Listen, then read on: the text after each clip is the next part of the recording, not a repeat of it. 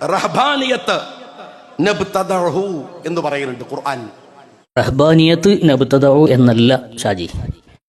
റഹ്ബാനിയത്ത് എന്ന് വായിച്ചിട്ട് അവിടെ വഖഫ് ചെയ്ത് കഴിഞ്ഞാൽ പിന്നെ വായിക്കേണ്ടത് ഇബ്തദഉ എന്നാണ്.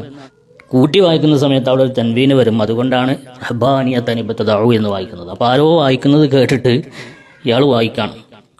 ഖുർആൻ ശരിയായി വായിക്കാൻ പോലും അറിയില്ല എന്നല്ലേ ഇതിൻ്റെ അർത്ഥം. റഹ്ബാനിയത്ത് നബ്തദഉഹ എന്ന് കൂട്ടി വായിക്കുന്നത് റഹ്ബാനിയത്ത് എന്ന് വായിച്ചതിന് ശേഷം നബ്തദഉഹ എന്ന് വായിച്ചാൽ എന്താണ് അതിൻ്റെ അർത്ഥം? എത്രമാത്രം അതിൻ്റെ അർത്ഥം വ്യത്യാസപ്പെടും. റഹ്ബാനിയത്ത് നബ്തദഉ എന്ന് പറയുന്നുണ്ട് ഖുർആൻ. അബദ്ധം സംഭവിച്ചു പോയി, നിങ്ങൾക്ക് തെറ്റുപറ്റി, ഖുർആൻ നോക്കി വായിച്ചിട്ട് പോലും നിങ്ങൾക്കിവിടെ പിഴവ് സംഭവിച്ചു. ഇനി എന്താണ് അയാൾ അതുകൊണ്ട് പറയാൻ ഉദ്ദേശിക്കുന്നത്? വിഷയവുമായിട്ട് എന്തെങ്കിലും ബന്ധമുണ്ടോ നമുക്ക് നോക്കാം. എന്താ പറയണ അറിയങ്ങള്? പൗരോഹിത്യത്തെ അവർ പടച്ചുണ്ടാക്കി. കുന്നംകുളത്തെ മൗലവിയോട് ഞാൻ പറയണത്, ഞാൻ പറഞ്ഞതുകൊണ്ട് ഈ വാക്ക് ഖുർആൻ അല്ലാതെയാവില്ല. ആദ്യത് പറഞ്ഞത് ഖുർആൻ ആവണ്ടേ, എന്നാലല്ലേ ഖുർആൻ അല്ലാതാവുക. ആദ്യം ഖുർആൻ ആവണ്ടേ. നിങ്ങൾ പറഞ്ഞത് ഖുർആനല്ല, അത് അബദ്ധം തെറ്റിച്ചാണ് നിങ്ങൾ പറഞ്ഞിട്ടുള്ളത്. പിന്നെ റഹ്ബാനിയത്തിനെ അവർ പടച്ചുണ്ടാക്കി, പൗരോഹിത്യത്തെ പടച്ചുണ്ടാക്കി. എന്താണ് റഹ്ബാനിയത്ത്?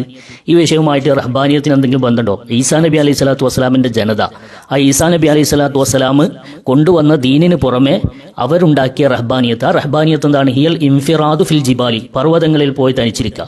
വൽ ഇൻകിതാഉ അനിൻ നാസി, ജനങ്ങളെ തൊട്ട് മുറിഞ്ഞു പോവുക, അതായത് ജനങ്ങളുമായിട്ട് യാതൊരു ബന്ധമില്ലാതിരിക്കുക. വറഫദു നിസായി, ഭാര്യമാരെ ഒഴിവാക്കുക. വതർക്കു ദുന്യ, ദുന്യാവിനെ ഉപേക്ഷിക്കുക.